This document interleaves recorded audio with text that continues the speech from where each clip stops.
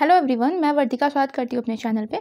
तो I hope आप सब अच्छे होंगे। देखिए केवीएस पीआरटी का आज पहला पेपर था, ठीक है। आज पहला दिन था जिसमें आज जो मॉर्निंग शिफ्ट में पेपर हुआ है उसका मैं एनालिसिस से कुछ क्वेश्चन मुझे पता चले जिनका पेपर था, तो वो क्वेश्चन आप देख लीजिएगा। इस टॉपिक से क्वेश्चन ज़्यादा आ रहे हैं, तो जिनका भी सेकेंड शिफ्ट में है या जिनका कल या परसों में है वो एक बार देख लें कि इस टाइप के क्वेश्चन आ रहे हैं और ये टॉपिक अच्छे से कंप्लीट कर लें, क्योंकि भर भर के क्वेश्चन वो लोग पूछना है इस टॉपिक से। तो देखते हैं, पहले शुरुआत करते हैं हिंदी से।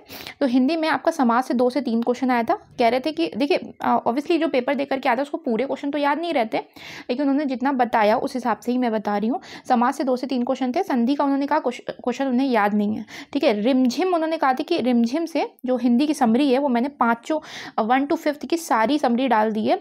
उसके 4 से 5 क्वेश्चन उन्होंने बताए हैं। और पोयम कह रहे थे कि पोयम आया हुआ था, 4 लाइन की पोयम दे रखी थी और कविता का नाम पूछा था। कि जैसे कि मैंने कहा था कि एचएम में जो पेपर हुआ था, एचएम वाला पेपर या जो एलडीसी वाला पेपर हुआ था, वही पैटर्न ये फॉलो कर रहे हैं। तो कविता का नाम पूछा था। उन्होंने कहा था कि एक पात्र से क्वेश्चन था, कि ऐसे क्वेश्चन भी आए थे कि कुछ 3-4 पात्र दे रखे हैं और कहा कि ये किस शीर्षक का नाम पूछा गया था। क्वेश्चन आंसर से रिलेटेड उन्होंने कहा हमको याद नहीं है, लेकिन रिमझिम ओवरऑल आपको याद करना है। 1 to 5 तक की जो मैंने समरी बताई है उसकी स्टोरी माइंड में बैठा लीजिएगा और कविता के नाम अच्छे से याद कर लीजिएगा। कम से कम ऑप्शन में आएगा तो वहीं से आप एलिमिनेट कर लेंगे। गद्यांश आया हुआ था अभी तक, जैसे कि एलडीसी में देख रहे थे गद्यांश के क्वेश्चन नहीं थे, लेकिन इसमें थे, तो गद्यांश भी आया था। तो गद्यांश बेसिक सा था। एलडीसी के पैटर्न पे और सारे क्वेश्चन उसी पैटर्न पे आए हुए। तो एलडीसी वाला अगर आपने हिंदी का नहीं देखा है तो हिंदी देख लीजिएगा। अच्छा, ये जो हिंदी में बता रही हूँ ना, ये जनरल हिंदी और हिंदी स्पेसिफिक, तो टोटल जो 30 नंबर का है उस सब का मिक्स करके मैं बता रही हूँ। उन सब में ही ऐसे क्वेश्चन थे, ठीक है।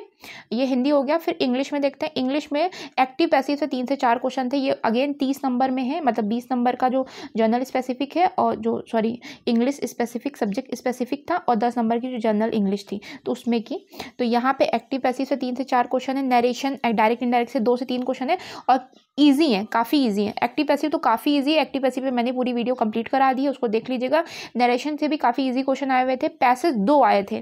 कह रहे थे कि इसमें भी है, जनरल इंग्लिश में भी आए हुए थे और उसके अलावा जो नॉर्मल इंग्लिश है उसमें भी आए हुए थे। 10 से 1 या 2 क्वेश्चन है और पार्ट ऑफ स्पीच, यानी कि सेम यहाँ पे भी एलडीसी वाला जो पेपर हुआ है उसका पैटर्न उन्होंने फॉलो किया, ठीक है। तो एलडीसी वाले पैटर्न की प्लेलिस्ट मैं लिंक में डाल दे रही हूँ। पूरी प्लेलिस्ट एक बार देख लीजिए ताकि आपके माइंड में आ जाए कि इस टाइप के क्वेश्चन आते हैं। कुछ क्वेश्चन ट्रिक से भी हो जाते हैं, तो उनको कर सकते हैं आप।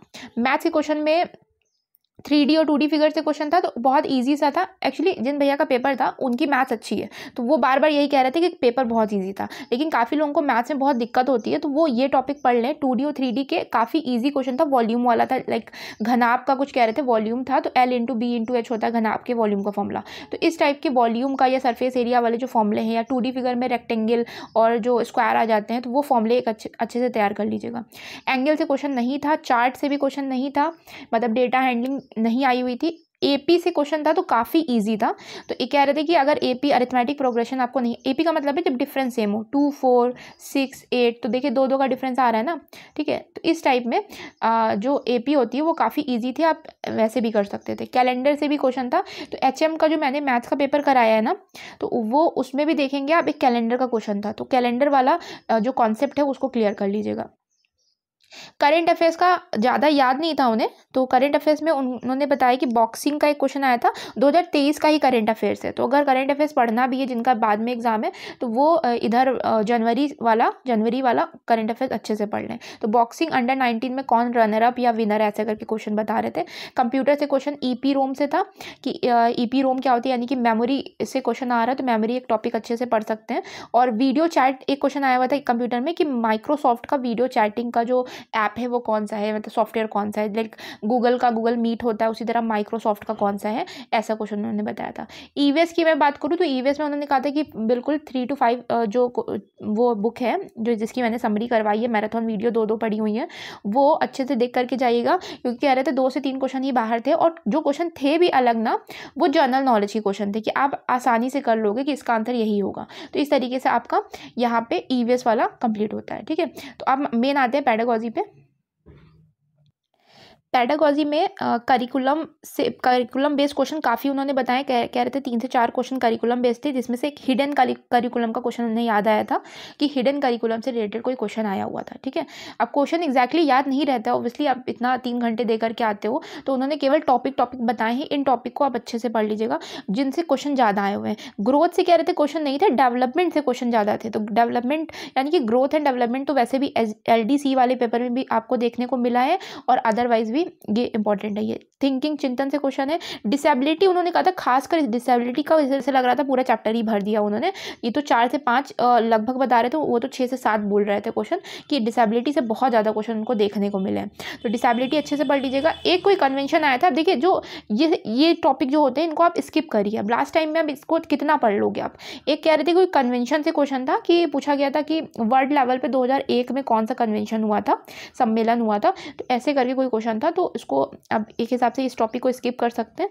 NCF से कह रहे थे काफ़ी ईजी क्वेश्चन था, कि एक था कि फुल फॉर्म पूछा गया था NCF का, और बहुत सारे उन्होंने बोला, बहुत सारे तो मैंने लिख दिया था कि फुल फॉर्म पूछा गया था। उद्देश्य NCF का उद्देश्य से क्वेश्चन आया था। NEP का एम पूछा गया था। अब यहाँ पे वो कह रहे थे कि काफ़ी जो ऑप्शन थे वो मिलते जुलते थे, कि NEP के एम में उन्होंने FLN भी दे रखा था, क्रिटिकल थिंकिंग भी दे रखा था, ऐसे करके ऑप्शन था। NEP से कई सारे क्वेश्चन थे, NEP से जो 5th यूनिट है हमारी, उसमें 5+3+3+4 वाला जो मतलब एजुकेशन है वो किस बेसिस पे डिवीजन है उसका, तो ये यहाँ से क्वेश्चन था। तो ये टॉपिक अच्छे से कर लीजिएगा, क्योंकि जैसे प्रिपरेटरी स्टेज है, फाउंडेशनल स्टेज है, और जो सेकेंडरी स्टेज है वो याद कर लीजिएगा कि कौन से एज ग्रुप के आते हैं वो NEP में। बेसिक पेडागॉजी थी, कह रहे थे कुछ क्वेश्चन ऐसे ही हो जाएगा कि आपका पॉजिटिव अप्रोच रख करके। और मैं अपनी तरफ से कुछ कहना चाहूँगी कि पॉजिटिव अप्रोच की जगह आपको निगेटिव अप्रोच रखना है, क्योंकि जब क्वेश्चन नहीं वाला आएगा, ठीक है, क्योंकि क्वेश्चन नहीं वाले बहुत पूछे गए हैं कि नहीं नॉट लगा हुआ है, तो ये गलती बिल्कुल मत करिएगा।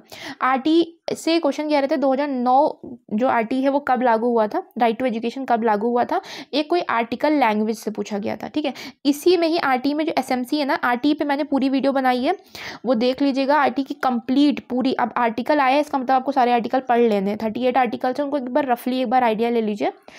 SMC जो स्कूल मैनेजमेंट कमेटी होती है, कमीशन होता है, कमेटी होती है सॉरी, उससे क्वेश्चन था कि उसमें प्रधानाचार्य का क्या कर्तव्य होता है।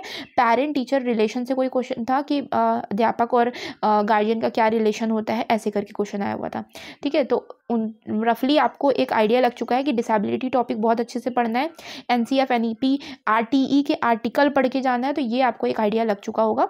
और जैसे जैसे मुझे शाम की शिफ्ट में अगर मिलता है तो मैं उस पर भी वीडियो बनाऊँगी, और उसके अलावा तैयारी करते रहिए। रीजनिंग का उन्होंने कहा कि खास कुछ उन्हें याद नहीं था, लेकिन रीजनिंग का वही जो LDC वाला मैंने पेपर डाला था उसके काफ़ी क्वेश्चन उसी पैटर्न पे क्वेश्चन आए हुए हैं, जैसे सीरीज दे रखी है इस टाइप के क्वेश्चन आए हुए हैं, जो बैंकिंग वाली रीजनिंग है उसी टाइप के। तो एक बार LDC वाली प्लेलिस्ट अच्छे से देख लीजिए। ठीक है, तो ठीक है, फिर आज के लिए अभी के लिए इतना ही, और शाम तक मिलता है तो शाम वाला भी अपलोड करूँगी।